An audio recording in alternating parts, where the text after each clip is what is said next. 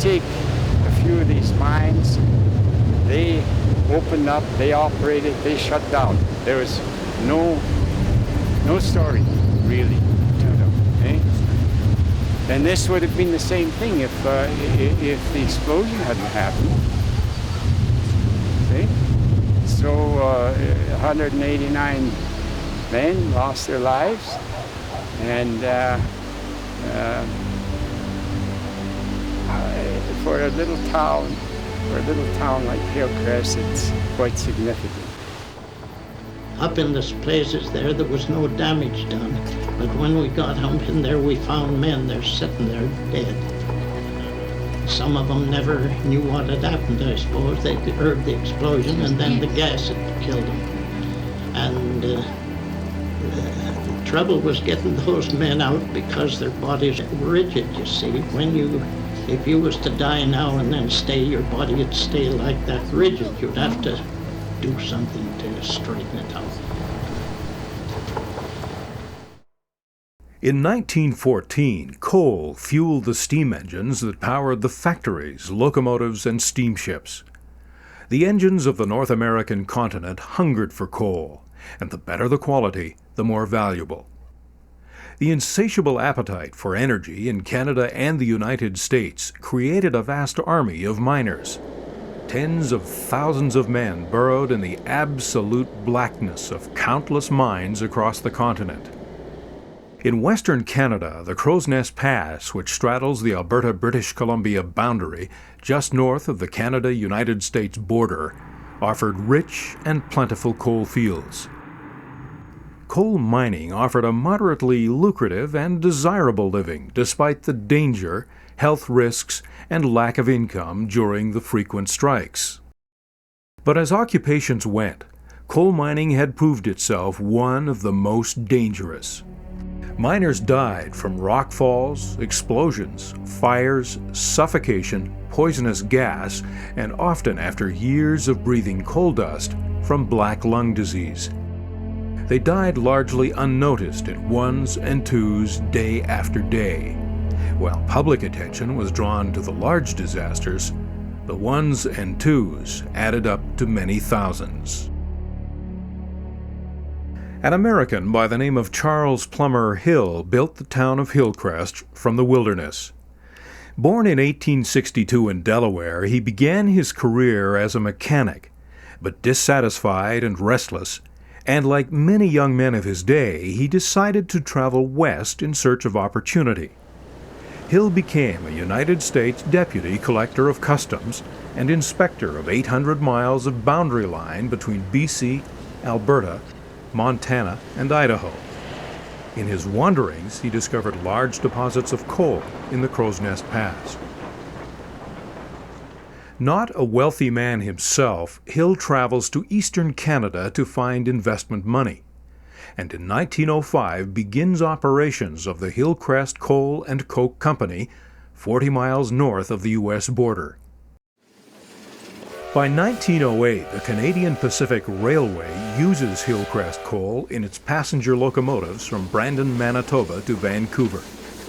It is particularly favored by the CPR for its locomotives in the Rogers Pass. 3 railways in the Spokane area burn Hillcrest coal. But Hill is frustrated by an almost continuous conflict with the miners, their union, and with government inspectors. The resulting stress takes its toll on Hill's health. Late in 1908, he writes a letter to the head of the CPR's Mining and Metallurgical Department and Managing Director of the CPR smelter at Trail, BC. My dear Aldridge, I have now accomplished what I set out to do here, namely to develop the best coal mine in the Crowsnest Pass. We are now producing over 900 tons daily, and at any time can hit the 1,000 mark. Perhaps the task has been too hard for me, because now my doctor has ordered me to take a long holiday and give absolute rest to my nerves. It is impossible to do this and be responsible for the management of a property like this. Therefore, I have decided to sell the Hillcrest mine. I had promised you that when this time should come, you should have the first option to purchase it. If you are interested now, please wire me where I could see you at an early date, or, if possible, come and see the mine. Let me hear from you on this subject. Yours truly, C.P. Hill. When two Hillcrest miners are severely burned from a gas explosion ignited by open lights, the government inspector orders the use of safety lamps exclusively. The safety lamps give less light than open flames give, and allegedly slow the work of the miners. They write to the provincial government to ask to use open lights. Two union officials admit that the union wants the safety lamps taken out of the mines purely for monetary considerations. When the inspector insists that safety lamps be used at all times, the lamp house burns to the ground in an accidental fire which destroys 200 Wolf safety lamps. Desperate to resume production, Hill asks to work the mine with open lights, but the inspector refuses again. In fact, safety lamps are necessary in the Hillcrest mine. Based on a principle discovered by Sir Humphrey Davy, a lamp will not ignite explosive gas if the lamp's flame is surrounded by a wire gauze of a certain density. As the Hillcrest miners burrowed deeper under the mountain, methane, or fire damp, had become more of a problem, and open flames an unacceptable risk. Safety lamps are essential. By 1910, Hill sells his controlling interest to a group of Montreal investors who rename it Hillcrest Collieries. Hillcrest Collieries has become an underground nest of slants, levels, rooms, raises, crosscuts, and pillars.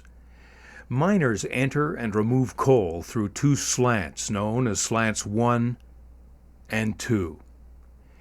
Joining the slants are passages known as levels, where the coal is collected in cars and pulled to the slants by horses. The trips are pulled to the surface by wire ropes attached to large winches. Two giant centrifugal fans contained in buildings ventilate the tunnels. One pushes fresh air in, and one draws out the foul air contaminated with fire damp and excessive carbon dioxide. Every man who entered the mine first had to stop here at the lamp house, which was situated just behind me. Each man picked up a lamp and two brass identification tags with identical numbers on them. From here, the men filed to the timekeeper's office, where the timekeeper, Robert Hood, checked in the miners. He took one tag from each man and placed it on a hook. The other tag the miner took with him into the mine until the end of the day when he checked out. This was how management could determine if anyone was missing, or identify a body, if that body were damaged beyond recognition.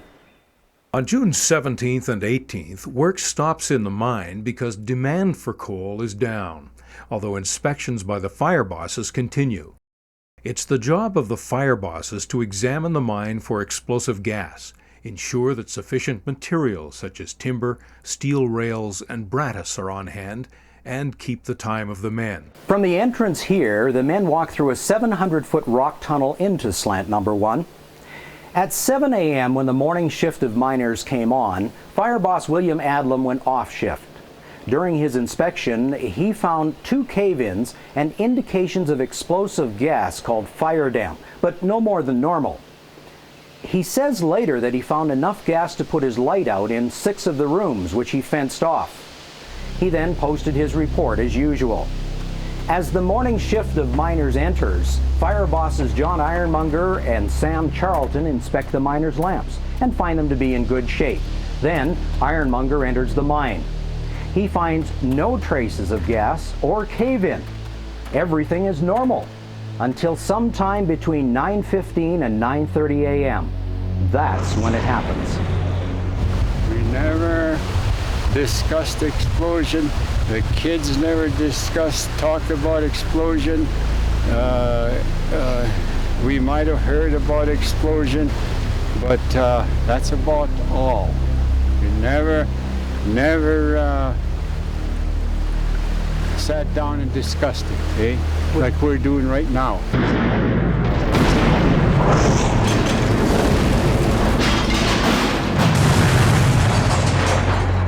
Among the men inside the mine is 25-year-old Ukrainian immigrant George Frolic.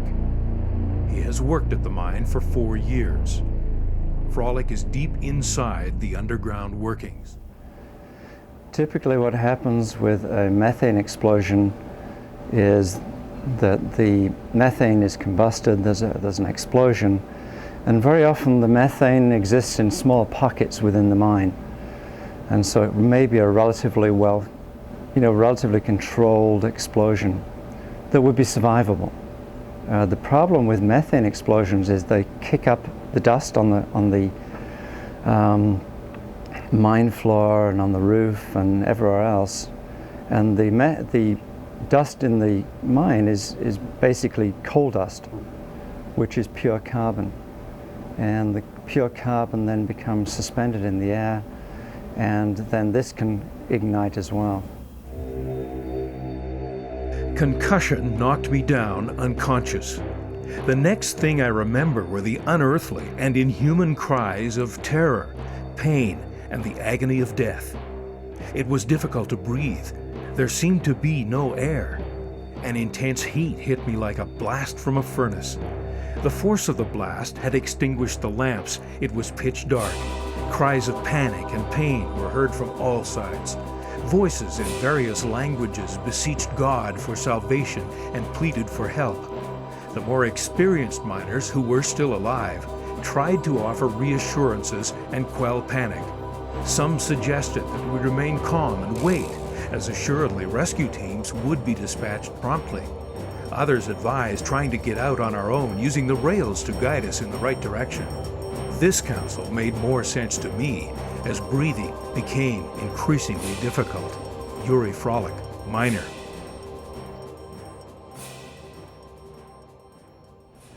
I investigated several mine explosions, mainly methane explosions, and one of the things we determined was that a lot of these people lived for quite a time afterwards, and they often would crawl along the shafts, trying to find an exit. Often they'd crawl in the wrong direction.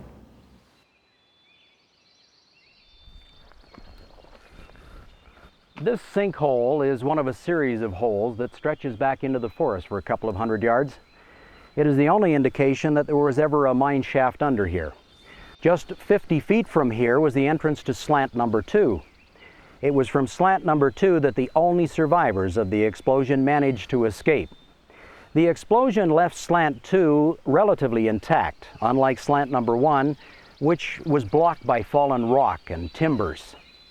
Anyone who survived came out of slant number 2. Every man in slant number 1 died, either from the explosion itself or from the carbon monoxide gas, known to miners as afterdamp. I was working some distance in slant number 2 and did not hear the report of the explosion. It was just as if I had suddenly gone deaf, or as if 2 4-inch nails had been driven in my ears. I was bowled over by the shock, but scrambled to my feet. Almost instantly, thick black smoke began to come around the slant. I was almost overcome by the shock and the smoke, but started to run towards the mouth of number 2. There were several working with me, and they did the same as I did. Joseph Atkinson, miner. During the effort to escape the mine by Joe Atkinson, he and his fellow miners met Gus Franz. We tried to make him come along with us. Gus would not come, for he was then almost overcome with black damp and was too weak to help himself. We pushed him along the narrow tunnel. Sometimes we would fall down and have to drag him towards the mouth of the mine on our knees. He finally lay down and went to sleep, and then we spent some time trying to waken him, but he was too far gone and later slipped out of our hands and rolled into the water in the mine and was drowned. We had a school janitor, and it was years after that I found out that he was one lucky person that was in the explosion come out alive. And his name was Joe Atkinson. Here at the engine house, Assistant Engineer Alex May had just entered through this door when he felt a slight tremor in the earth and heard a muffled report. He ran outside again to see black smoke and pieces of rock shoot 50 feet in the air from the fan over the mine entrance. Just 10 minutes before, he had repaired that fan and would have been in the full force of the blast. He had missed death by just 10 minutes. The blast demolishes the 8-inch thick concrete wall of the No. 1 hoist house which faces the mine and blows off the roof. 19-year-old Charles Ironmonger, brother of the fire boss, is blown from the mouth of No. 1 like shot from a cannon. Critically injured, he dies after admission to hospital. Another brother, Sam, also perishes deep in the mine. My horse lurched to its feet and began laboriously to walk along the track in the darkness. I grabbed its mane and half walked, half dragged myself along. I shouted to others to follow. Along the way, I recognized the voice of Budzinski, a countryman begging to be killed. Both of his legs were crushed. What could I tell him? What could I do? Hanging on to the horse, I was barely alive myself, with foaming spittle running from my mouth, dripping on my bare arms. All the while, the pitiful cries of human survivors continued, pleading for help, asking that last messages be delivered to their loved ones, making peace with their maker, Yuri Frolic Miner. On the surface, the mine's steam whistle shrills out 3 times, the universal signal to miners and their families that an accident has happened in the mine. Frantic family members, alerted by the whistle, rush up the hill to the mine from the town. As the survivors straggle out, the crowd pushes forward to see if their own men are among the few gasping, exhausted survivors. Some women run forward toward the entry in a desperate bid to enter the mine and hunt for their men themselves. The first 2 Royal Northwest Mounted Police on the scene resort to axe handles to control the desperate crush of people. I recalled an older abandoned raise. It must be near, and miracle of miracles, I reached it. I was sure I had, for suddenly there was more air, and the air was cooler. I cried out to my comrades to come. Directed by my voice, some of my comrades managed to crawl to me. Having regained some strength, I crawled back 3 times, dragging out 3 more comrades. The force of the explosion stops both exhaust fans. Without fans to push out foul air and push in fresh air, the miners will die. Mine surveyor William Hutchison and the hoist engineer restart the No. 2 fan within a few minutes, but the No. 1 fan is damaged. Repairs take another half hour. A man can suffocate in less than 2 minutes. Just 3 miles away at Blairmore, the superintendent of the Alberta government mine rescue car gets word by telephone to rush to Hillcrest at once. It takes a full 45 minutes to get to Hillcrest. Harry James rushes 5 sets of breathing apparatus to the No. 2 entry, but the rescue team doesn't enter the mine wearing the breathing apparatus until 10 minutes to noon. Meanwhile, the alarm is raised by telephone and telegraph that emergency rescue crews are needed immediately at Hillcrest. The CPR assembles trains as the call goes out for rescue teams. Through the day, the teams arrive from every mining town in the Crowsnest Pass, from Coal Creek at Fernie, from the CPR mine at Hosmer in BC at the western edge of the pass, from the nearby towns at Blairmore and Passburg to as far east as Lethbridge. The first man to enter the exploded mine is mine surveyor Hutchison. Without breathing apparatus to protect him from the smoke or the gas, he descends the No. 2 slant to look for survivors. He penetrates about 400 feet before he meets anyone. Hutchison says it is likely under 7 minutes from the time of the explosion to meeting the first survivors. They had run hard, a considerable distance, mostly uphill, through thick smoke. Hutchison and some of the survivors continued down slant number 2. They reached the turn to number 1 north, but the smoke is so thick that they cannot enter. He finds 2 men dead at the mouth of number 1 south, crushed under timbers. He moves further down the slope and finds 2 more men dead and a number of others alive but unconscious. He helps to carry out 3. All the men found unconscious survive. At the number 1 entry, rescuers cannot penetrate any further than the end of the rock tunnel because of dense smoke. Inside the gloom of the mine, the recovery teams cover the bodies with blankets, then lift the bodies onto lumber trucks until they reach the surface, where miners transfer the bodies to coal cars and push them to the washhouse. For the relatives and friends of the missing miners, there is nothing to do but wait and watch as the blanket-covered bodies are pushed by. At the washhouse, miners and a Royal Northwest Mounted Police officer unload the bodies and carry them inside. At the Hillcrest CPR station, extra telegraph operators are put to work to deal with the relatives and newspapers clamoring for information. Among the members of the rescue team from Hosmer is George Loxton. They travel by train to the Hillcrest CPR station. We had a wagon there waiting for us, team of horses, and put all our stuff into this team, 2 teams I guess there was, and took us down to the mine. When we got down to the mine, it was terrible. Women and men around that mine there, and they had a detachment of the mounted police coming in there all the time, and they had to put a big cable around the mine to keep the women from back. The women went almost crazy. Right here where I'm standing was the miners' wash house. Inside here was a scene of unbelievable carnage.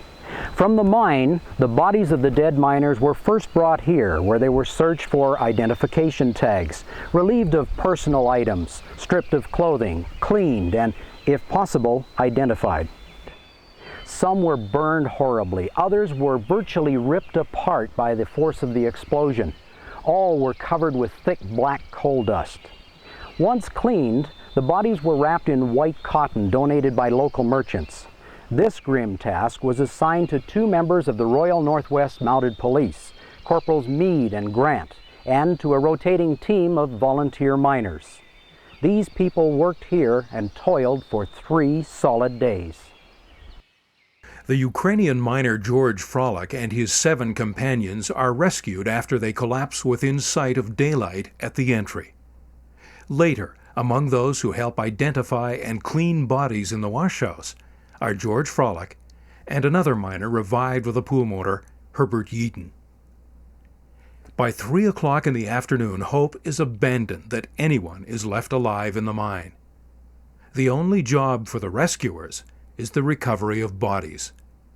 189 men are dead.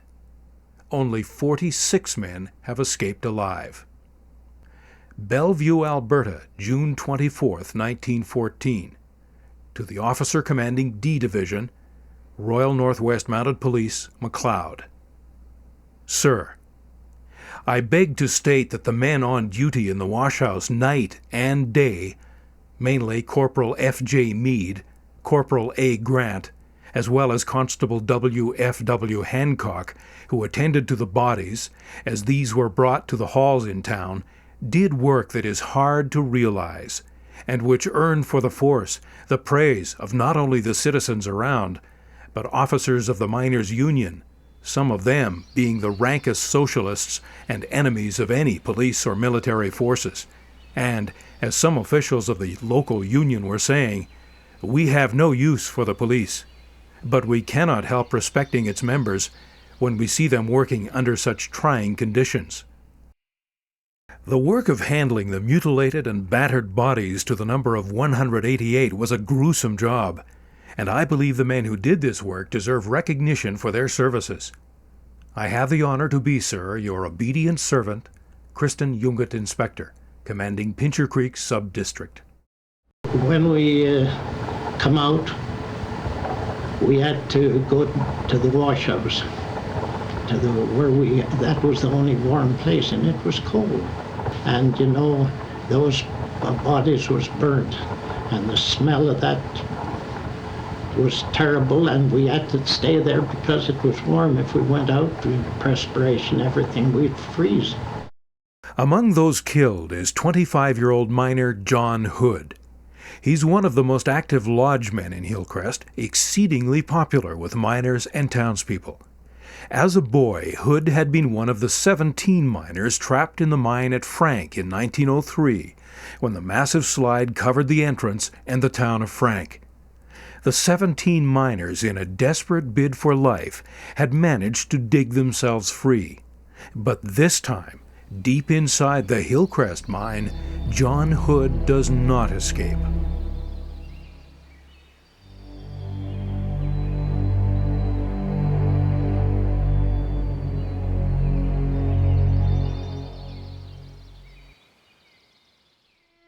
Those most profoundly affected by the disaster were, without doubt, the widows and their children. But for the parents of the men killed, the grief also wounds almost unbearably. A Scottish immigrant, Mrs. Petrie, has borne 6 sons and 2 daughters. Of her 6 sons, 3 die in the Hillcrest disaster. Upon receiving word of her loss, she collapses and is rushed to hospital.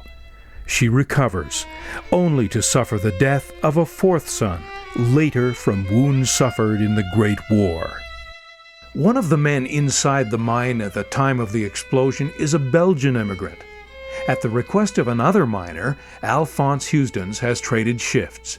He has 2 children. Peter Housdens is 2 years old when his father is killed.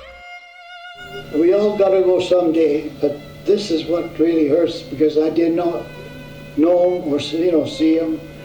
I was too young to really know what it was like, But what got me the worst is I knew so many men in there that had been working in the mine before, and going up in there, you go into a place and see a man sitting down or something, and you knew him.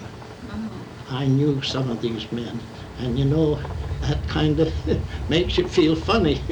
Of course, you've got to put up with that.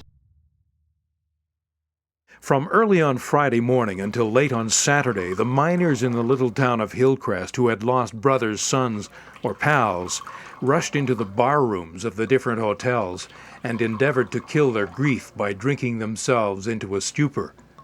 Far into the night on Friday, and from the time the bars opened on Saturday, the men were crowded in large groups around the hotels, for only a small portion could get inside, and hundreds of glasses were filled with whiskey and passed from the bar to those in the crowd. There was a football game scheduled for Saturday, that was the next day, in Hillcrest, and a bunch of the football players got their shifts changed with other fellas so they could work Friday and not have to work on Saturday, the day of the game, you see. They were all killed.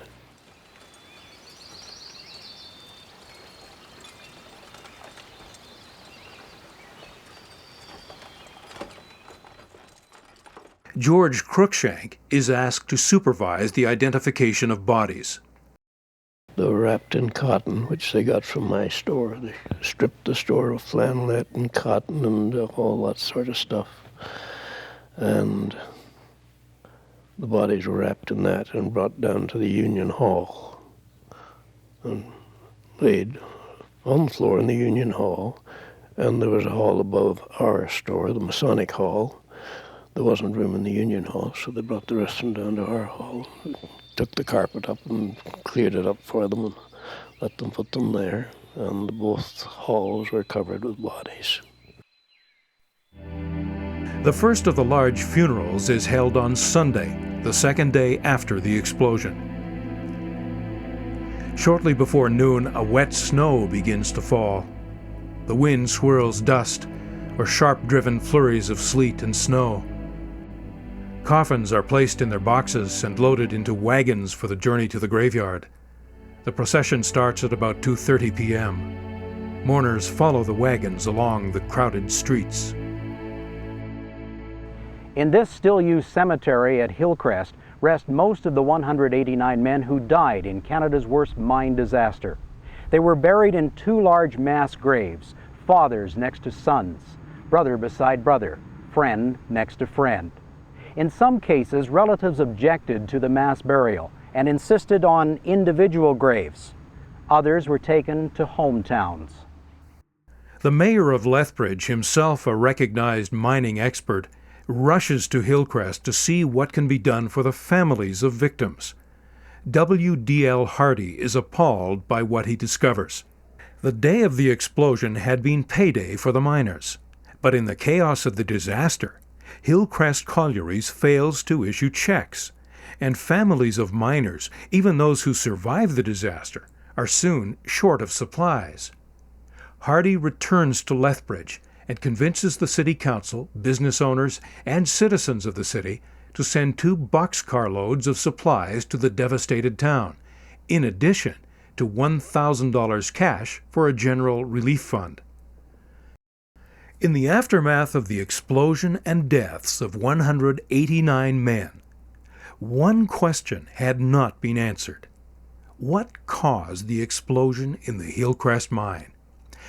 That was the question that the provincial government, the United Mine Workers of America, individual miners, police, the families of victims, and the general public wanted answered.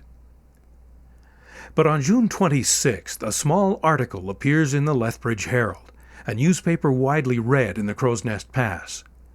The article alarms Hillcrest miners. The president of Hillcrest Collieries, Mr. Mackey of Montreal, is quoted as saying that if the company goes into liquidation as a result of the disaster, the bondholders will get the first claim on the assets. He adds, there will be little chance of any compensation being paid to widows. On the same page of the newspaper, an article reports the intention of the CPR to abandon the Hosmer mine situated on the BC end of the pass, a closure which will throw 1,200 men out of work. For the miners, their union, the widows, the company, and the CPR, the findings of the investigations into the disaster will have critical repercussions. The Commission of Inquiry ordered by the Alberta government begins on July 2nd, with Calgary District Court Judge Arthur Allen Carpenter sitting as the commissioner. Carpenter had earned his law degree at Osgoode Hall Law School in Toronto, practiced law in Hamilton, Ontario, and at Innisfail near Red Deer, Alberta.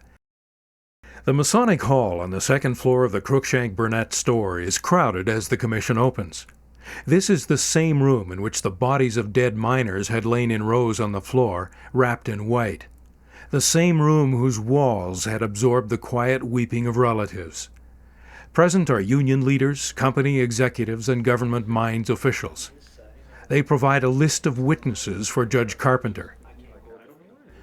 The most striking testimony in the Commission of Inquiry is that given by the District Inspector of Mines, Francis Aspinall, when he is asked about coal dust. Mr. Aspinall, how would you say the Hillcrest mine compares now with its condition during your inspectorship in this district as to dust? Has it improved or not? No, it's gone worse. And at this time you were inspector in this district, would you say it was a dusty mine? Yes, undoubtedly. Another important issue that might help determine the cause of the explosion is the mine's ventilation. In a properly ventilated mine, large fans remove fire damp or methane to prevent the possibility of explosion. The Hillcrest mine had 2 large fans, one to blow fresh air into the mine, one to pull foul air out. But at the time of the explosion, and for some months previous, one of the fans had been changed from an exhausting fan to a forcing fan. The mine inspector had not been informed of the change. What effect would it have in changing it back again into forcing? Oh, I'd consider it very bad. And what would you have done if you were inspector and had found this situation? Shut the mine down, or prosecute the company if it wasn't changed. You would have shut the mine down or prosecuted the company. Otherwise, yes. On July 11th, the Commission of Inquiry under Judge A. Carpenter concludes its hearings. Judge Carpenter will not release his findings until November. At 10 a.m. on July 21st, the coroner's inquest opens at the same Masonic Hall in Hillcrest before the coroner, F.M. Pinckney. 14 men testify over 2 days. District Inspector of Mines Aspinall again is called as a witness, but his testimony this time contradicts his earlier testimony at the inquiry. When did you make your last inspection? Oh, say a year. And what was its condition at that time as to dust? Well, I don't think it was very bad. I don't think there was very much dust. Do you consider the change of the number 2 fan from exhausting to a force was beneficial to the safe condition? In some ways, yes, and in some ways, no. In what ways wouldn't it be? I presume there were too many men on the split. Otherwise, there was nothing wrong with it. Most curious of all is one of the recommendations made by the coroner's jury. We would recommend that the government would enforce an inspection at intervals of not less than once a month for matches and pipes of all men employed in the mine. No evidence presented at the inquest by any of the witnesses made any mention of matches or pipes. But by law, no one was allowed to take matches, pipes, or tobacco into a mine. The facts suggest 2 questions. Why did the provincial mines inspector, Francis Aspinall, give testimony at the coroner's inquest which conflicted with his own testimony at the Commission of Inquiry? And why did the coroner's jury make a recommendation that none of the evidence suggested was an issue? The coroner's jury viewed all of the bodies and would have been there when they were searched. Did they find something that was subsequently overlooked at the inquest? Why did no one at the coroner's inquest press Mine Inspector Aspinall about his changed testimony? No one did say why the explosion happened. We all have our ideas how it happened. And I think my idea is correct, but I wouldn't like to mention it. The disaster left at least 83 widows and more than 175 children fatherless. For workmen killed on the job, the Alberta Workmen's Compensation Act provided $1,800 compensation to dependents. Lesser amounts would go to those partially dependent on a deceased miner. But all this had to be negotiated between Hillcrest Collieries and District 18 of the United Mine Workers of America, and it took nearly a year. For Judge Carpenter, the testimony and conclusion of the coroner's inquest must have been puzzling, even disheartening. But his report, released in November of 1914, creates little interest. The battles and blood of the First World War have taken over the headlines, and the report of the Commission of Inquiry adds little to the commonly held opinion about the cause of the explosion. Judge Carpenter. As one of the witnesses states it, so far as this explosion is concerned, something must have happened in the mine of which we have no evidence. The only conclusion, therefore, that I can arrive at as a result of the whole evidence adduced at the inquiry is that the disaster was caused by an explosion of gas, the origin and seat of which is unascertainable, this explosion being augmented by the ignition of the dust throughout the mine. The cause of the explosion cannot be determined. Judge Arthur Allen Carpenter. If the company had been found responsible for the explosion through negligence, The resulting damage claims would have put the mine out of business, and as a result, no surviving family members would have received any compensation whatsoever. Widows, in some cases with large families, would have been left destitute. Workmen's compensation could not be paid by a bankrupt company. All those still employed by the mine would be left without work if the mine were to close. The best coal in the Crowsnest Pass would stay in the ground useless, and the CPR would have to pay far more to get the same quality somewhere else. In fact, any findings other than those offered by the inquest and the inquiry would have only compounded the disaster. Union, management, and government could for once finally agree on one thing. The Hillcrest mine had to stay in business in the best interests of all concerned. On July 7th, operations resume in the Hillcrest Collieries. In 1960, an official of the U.S. Bureau of Mines wrote in a summary of coal mine explosions in the United States that the great majority of mining officials and workers refused to admit that explosions in their mines were more than a remote possibility.